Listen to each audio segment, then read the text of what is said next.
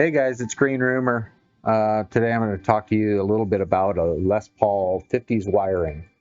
So Gibson Les Paul has standard wiring or 50s wiring a lot of the time. And one of the problems, I would call it a problem, but one of the little anomalies with 50s wiring or Les Paul wiring is uh, kind of an issue that some people don't like. And I've had complaints that happens, and can I fix it? What can I do? Well, the situation is like this. If you have the switch, the three position switch in center, which is both pickups, and you go to rotate the volume knob down, if you rotate the volume knob of either pickup all the way down till it stops, it cancels both pickups. They just both disappear or go out. You have to crank up one of the volumes just a little bit, and it brings back the volume of the other pickup. Either volume knob takes out both pickups if they're turned all the way to zero. And you think, wow, there's something wrong with the guitar. That shouldn't do that. It doesn't seem like you. Seems like you should be able to rotate out one whole pickup without having to flip the switch, just by rotating the volume knob. But that's not true. This in 50s wiring or the standard wiring, that is how it works. It just takes them both out. So that's not a problem. That's not an incorrect issue. It's correct. And I'll try and explain why that happens. The green and white wire on the left-hand side at the bridge there, at the volume pot, are tied together. That little dot, that just represents those two being tied together. The red wire is the hot. It goes to the first leg of the volume pot. And the black wire comes back out and goes straight to ground, or the body of the volume pot, along with its tiny little uncoated wire that's potentially just a ground connection to the metal parts of the humbucker of the pickup. That just keeps it grounded, so it just doesn't have a tendency. It has a tendency to be protected at that point. Helps to cancel out some of the hum a guitar can produce. In this image, you can see we've got the tone pots are separated by the bumblebee capacitor. It could be an orange drop or a little disc capacitor, a little tan disc capacitor like from factory. Normally 0.022 microfarads would be about the right capacitor size. And that's going to the tone pot first leg. And then the second leg of the tone pot is going to ground, or the body of the pot. And the third leg is just open. It's unused. But you can see that the switch at the top right-hand side is connected to the center pins of the volume pot. And then out the top of the switch, both center pins are connected to the output wire, which is green in this image, and goes to the jack. The other side of the jack is going to ground, or the body of one of the tone pots.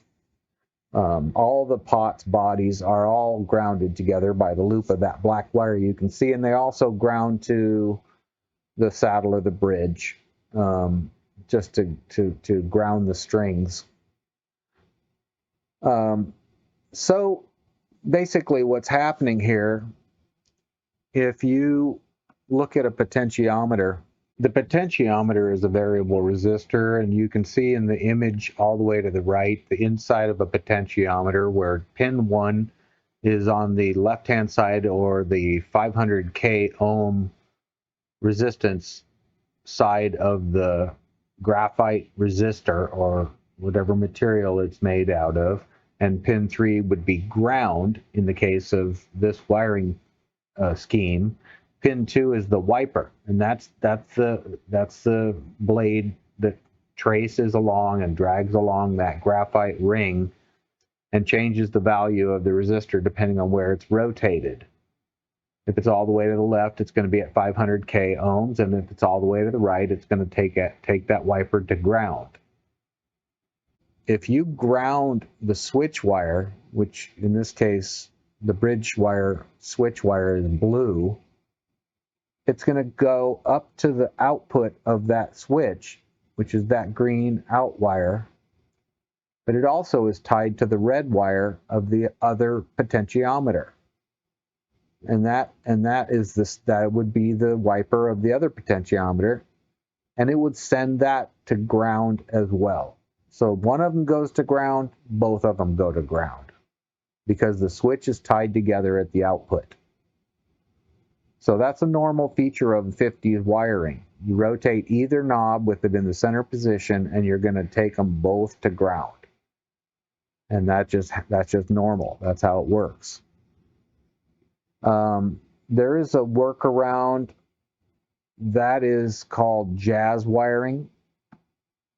And if you switch the two wires, the hot leg, and put it in the center, and you take the switch wire and you put it on the first pin, well, as you rotate the center pin, which is sweeper or the wiper, it still rotates between the 500K resistance values. Anywhere in there where it's at, it's going to be a different resistance value because it's rotating throughout the wafer of the graphite. That other wire, that switch wire, the blue one in the left-hand case, is not getting taken to ground. It is staying 500K away from ground at all times. So that will prevent it from canceling out the ground or the other pickup. It can stay anywhere around that whole volume sweep without going to ground. And the same applies with the other one. If you switch the two wires around, they still are a variable resistor, but neither one of them can take the other pickup out or take it to ground. It can take itself to ground because it's the potentiometer that's going to ground. But the wire itself stays 500K away from ground at all times, and will prevent that from happening. So that's called jazz wiring. I mean, some people call it jazz wiring, but it's just a wiring trick to prevent that from happening. With the switch in the center position, now neither pickup can be pull the other pickup down to ground. As far as that tone capacitor, that needs to stay in that wiper position. It can't follow the wire. Don't follow the wire with the capacitor. Leave it centered, or else you're going to have some issues with tone and distortion. But you want it to sound the best. It's best if it stays on the wiper itself and rotates throughout the gamut of resistance. So another thing you can do is called split coil. So if you wanted to split the coils, you would do a wiring scheme like this. This is standard 50s wiring again. So in this case, it's going to cancel out both coils if you rotate to ground. But you can also reverse the red and the yellow on the left and the red and the yellow on the right. Reverse those, and that'll prevent that from happening. But what's going on here is these CTS pots down here, and in this diagram, that's the tone pots, which is how I like to do it.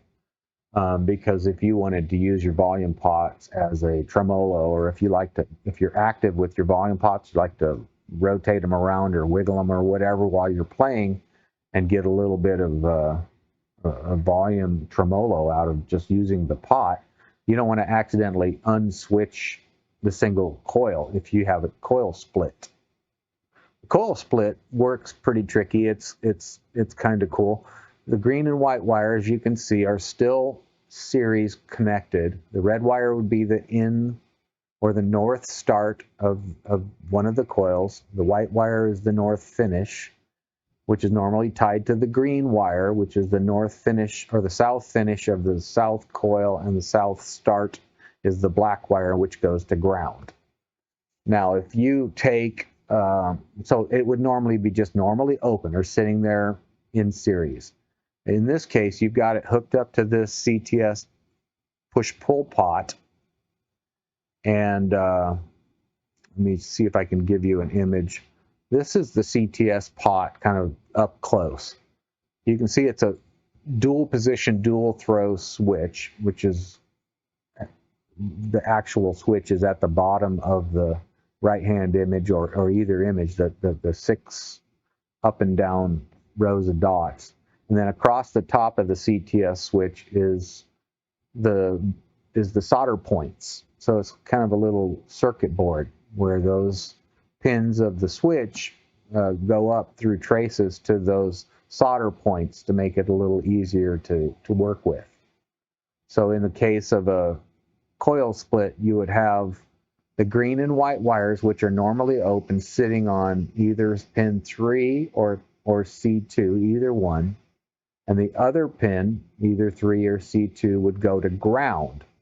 So with the pot in its normal position, it's still a pair of wires normally open, but with it in the pulled position, it takes that pair of wires and sends them straight to ground. And what that does is if you've got those wires going to ground, now you've got that. Let's look at the bridge coil again, or pickup. You've got the south start wire already going to ground. Now you're going to take that green south finish wire to ground. Well, that just ground on one of the 2 coils of that humbucker. And that's going to make it nothing. It won't be an electromagnet anymore.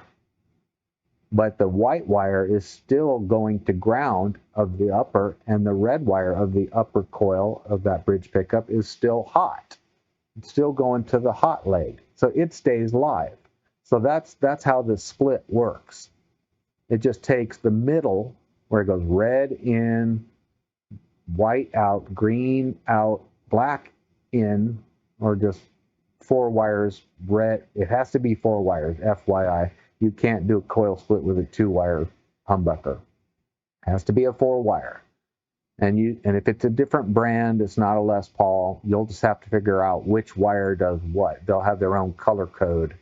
But in a Gibson Les Paul, in a Gibson pickup, red is hot, white is the second wire of the first coil, green is the second wire of the second coil, and black is the first wire of the second coil. And normally in series, you'd have 1 in, the 2 tied together, and 1 out. And that's usually how it works. So in this position, it's sitting there open until you pull the pot, in which case it takes those 2 series wires and takes them to ground and cancels one side of that humbucker out. It's now ground, and then it leaves the other side hot. And there's other tricky wiring. There's a lot of pins on here, so you can do some creative wiring and have it, go out of phase. You could push-pull all 4, and then you could switch either coil and leave either the top of the coil hot or the bottom of the coil hot. I mean, you can play around with wiring. I'm not going to get into all those details. I went too far probably just by talking about split wiring. Really, the purpose of the video was to tell you how to prevent it from canceling out the other pickups with it in the center position with jazz wiring. So anyway, hopefully I didn't throw you guys off at all, and that helps you understand one way to resolve the problem. And it works quite well. So give it a try if that's what you're into, if that's what you want to do. If you want to try and fix that problem, go for it. You guys stay safe. Take it easy. It's Green Rumor. Later.